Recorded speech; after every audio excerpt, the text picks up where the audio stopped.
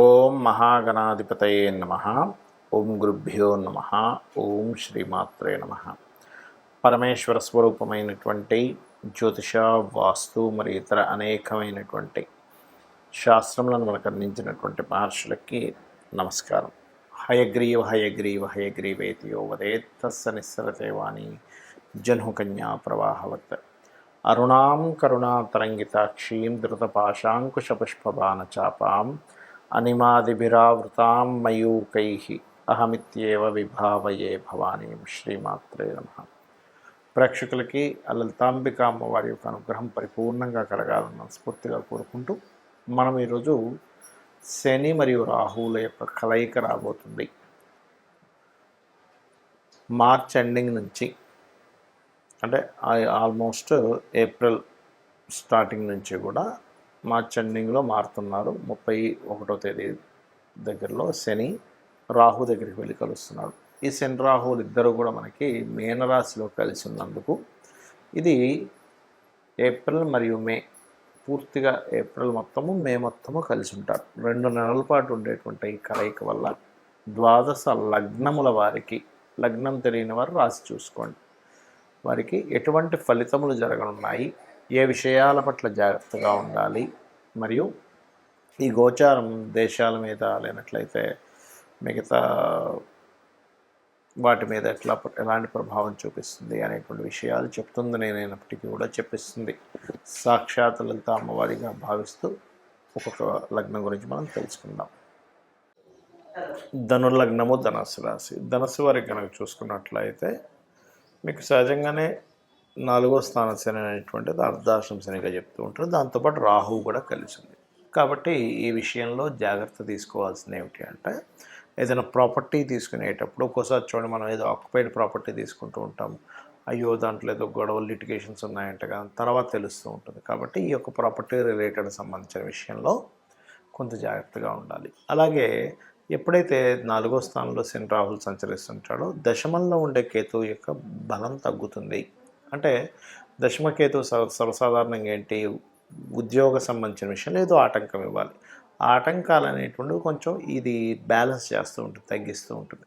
అదేవిధంగా మరలా అది మీకు ఆధ్యాత్మికమైనటువంటి స్పిరిచువల్ రిలేటెడ్, పౌరోహిత్యం చేసేటువంటి వారికి, సాఫ్ట్వేర్ రిలేటెడ్ రంగాల్లో ఉండేటువంటి, ఏ రంగాల్లో ఉండేటువంటి వారికి మళ్ళీ ఇబ్బంది ఉండదు. అలాగే ఈ శని రాహువులు ఎప్పుడైతే మీకు 4వ స్థానంలో ఉంటారో విదేశాల్లో ఏదైనా రియల్ ఎస్టేట్ రిలేటెడ్ సంబంధించి చేసేటువంటి వారికి బాగానే ఉంటుంది. కాకపోతే ఏదేమైనప్పటికీ కూడా మీరు ప్రాపర్టీ కొనుగోలు చేయడం కానీ, కన్స్ట్రక్షన్ స్టార్ట్ చేసేటువంటి అంశాల్లో కానీ, ఏదైనా కొన్ని రీసెర్చ్ రిలేటెడ్ సంబంధించినవి లేనట్లయితే నిగూఢమైనటువంటి విద్యలు నేర్చుకునేటువంటి విషయాలలోని కొంత జాగ్రత్త వహించాలి. బికాజ్ ఆఫ్ 4వ స్థానంలో గురు రాశుల్లో ఉన్నాయి ఇవి.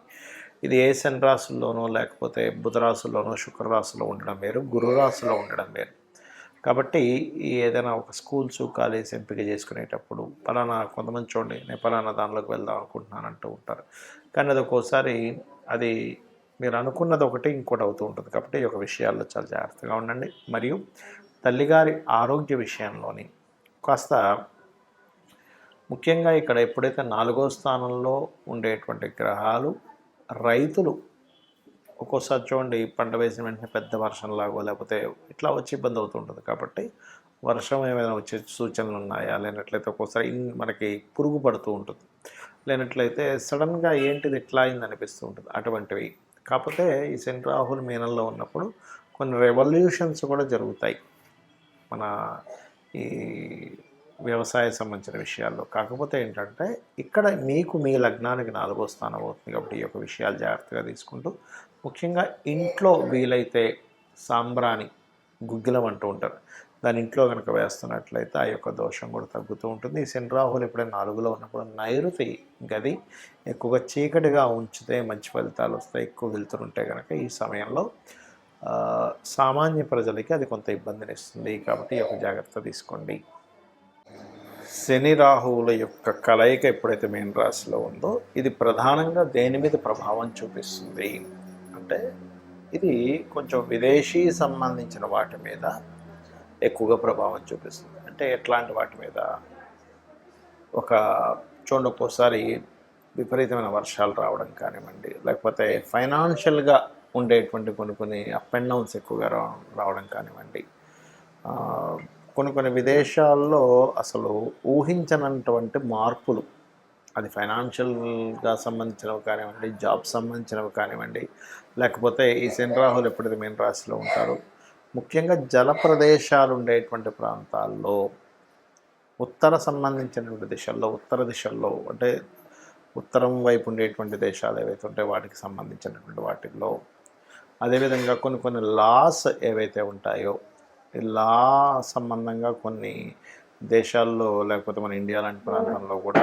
ఏదైనా కొన్ని కొన్ని నిర్ణయాలు తీసుకున్నప్పుడు కొంత మత సంబంధించినటువంటి కల్లోలు ఏర్పడటము, ఇట్లాంటివి శని రాహుల యొక్క కలయిక ఇస్తూ ఉంటుంది. అదేవిధంగా ఈ శని రాహుల కలయిక జరిగే ముందు మనకి ఈ ఉగాది వస్తూ అక్కడి నుంచి షష్టగ్రహ కూటమి ఏర్పడి అక్కడి నుంచి అట్లా ఆ గ్రహాలన్నీ కదిలిపోయి వస్తుంది. కాబట్టి మీన రాశిలో ఎప్పుడైతే ఇన్ని గ్రహాలు కలయికై దాని తర్వాత శని రాహులు రెండు మిగులుతున్నాయో, ఇది పర్టికులర్గా ఏంటంటే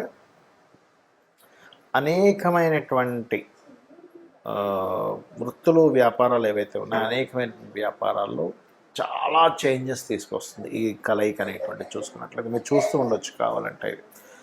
అలాగే ముఖ్యంగా ఈ కాంబినేషన్ ఉన్నప్పుడు ఆన్లైన్ రిలేటెడ్ సంబంధించిన వాటిల్లో ముఖ్యంగా చూడండి, మనకు ఒక్కోసారి చాలా పెద్ద పెద్ద ఆన్లైన్ అంటే ఇంటర్నెట్స్లో మనం చూస్తూ ఉంటాం, అమ్మో అసలు ఇది ఇంత పెద్ద స్కామ్ అయిందండి ఆన్లైన్. అట్లయితే ఒక్కోసారి మనకి కొన్ని కొన్ని జరుగుతూ ఉంటాయి. అంటే అట్లాగా వేరే వేరే ఆపరేటింగ్ సిస్టమ్ని వీళ్ళు చేస్తూ ఉంటారు. అంటే ఏంటి, వాళ్ళ ఆధీనంలో తీసేసుకుంటూ ఉంటారు.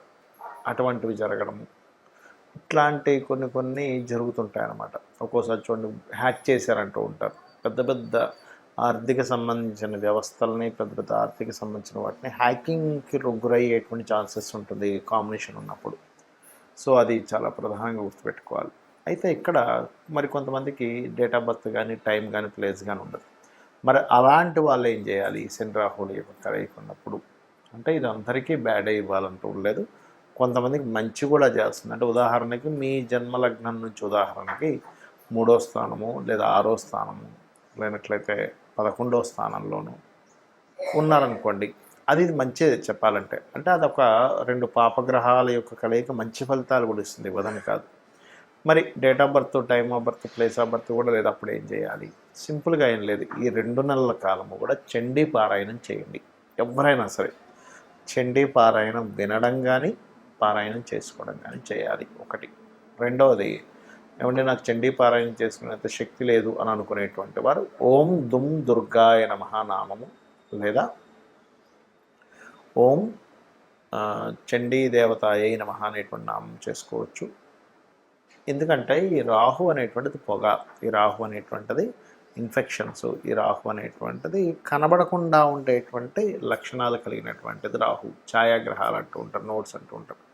దానికి కర్మకారకుడు మీనరాశిలోకి ఎంటర్ అయినప్పుడు అది గురుత్వ సంబంధించిన రాశి అయినందుకు మనకి చూసుకున్నట్లయితే గొప్ప గొప్ప పీఠాధిపతులు లేనట్లయితే గొప్ప ఆధ్యాత్మికవేత్తలకు కూడా దీని యొక్క ప్రభావం పడుతుంది. వాళ్ళ యొక్క లైఫ్స్ మీద కూడా దీని యొక్క ప్రభావం పడుతూ ఉంటుంది శని రాహుల యొక్క కలయిక అనేటువంటిది.